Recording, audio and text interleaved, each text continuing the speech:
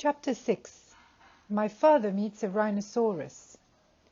My father soon found a trail leading away from the clearing. All sorts of animals might be using it too, but he decided to follow the trail no matter what he met, because it might lead to the dragon. He kept a sharp lookout in front and behind and went on.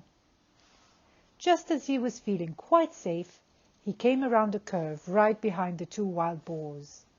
One of them was saying to the other, "Did you know that the tortoises thought they saw Monkey carrying his sick grandmother to the doctor's last night?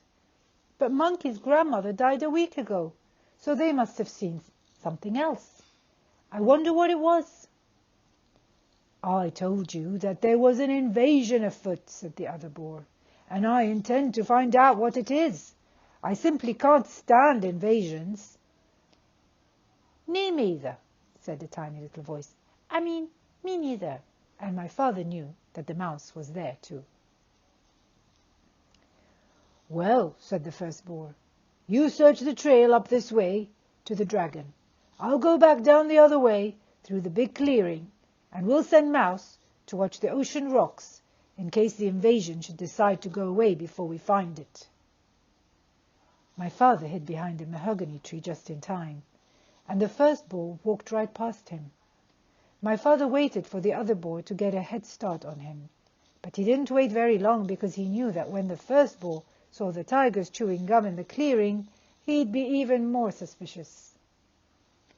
Soon the trail crossed a little brook, and my father, who by this time was very thirsty, stopped to get a drink of water. He still had on his rubber boots, so he waded into a little pool of water, and was stooping down when something quite sharp picked him up by the seat of the pants and shook him very hard. "Don't you know that's my private weeping pool?" said a deep, angry voice. My father couldn't see who was talking, because he was hanging in the air right over the pool, but he said, "Oh, no, I'm so sorry. I didn't know that everybody had a private weeping pool." "Everybody doesn't," said the angry voice, "but I do, because I have such a big thing to weep about, and I drown everybody I find using my weeping pool." With that, the animal tossed my father up and down over the water. "What is it that you weep about so much?" asked my father, trying to get his breath, and he thought over all the things he had in his pack. "Oh, I have many things to weep about, but the biggest thing is the color of my tusk." My father squirmed every which way, trying to see the tusk, but it was through the seat of his pants, where he couldn't possibly see it. "When I was a young rhinoceros, my tusk was pearly white," said the animal, and then my father knew that he was hanging by the seat of his pants from a rhinoceros tusk. "But it has turned a nasty yellow-grey in my old age, and I find it very ugly. You see, everything else about me is ugly, but when I had a beautiful tusk, I didn't worry so much about the rest. Now that my tusk is ugly too, I can't sleep nights just thinking about how completely ugly I am, and I weep all the time. But why should I be telling you these things? I caught you using my pool, and now I'm going to drown you." "Oh, wait a minute, Rhinoceros," said my father. "I have some things that will make your tusk all white and beautiful again. Just let me down and I'll give them to you."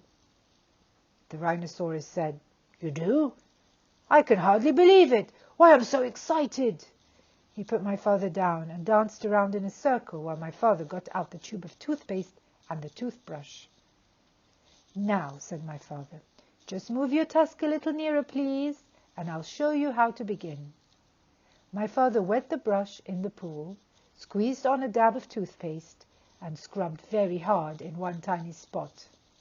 Then he told the Rhinoceros to wash it off, and when the pool was calm again, he told the Rhinoceros to look in the water and see how white the little spot was.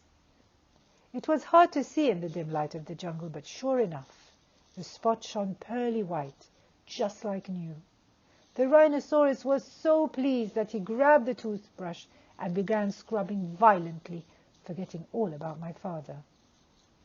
Just then my father heard hoof steps, and he jumped behind the Rhinoceros. It was the boar coming back from the big clearing where the tigers were chewing gum. The boy looked at the rhinoceros, and at the toothbrush, and at the tube of toothpaste, and then he scratched his ear on a tree. "Tell me, Rhinoceros," he said, "where did you get that fine tube of toothpaste and that toothbrush?" "Too busy," said the rhinoceros, and he went on brushing as hard as he could. The boar sniffed angrily and trotted down the trail towards the dragon, muttering to himself, "Very suspicious. Tiger's too busy chewing gum. Rhinoceros too busy brushing his tusk. Must get hold of that invasion. Don't like it one bit, not one bit. It's upsetting everybody terribly. Wonder what it's doing here anyway."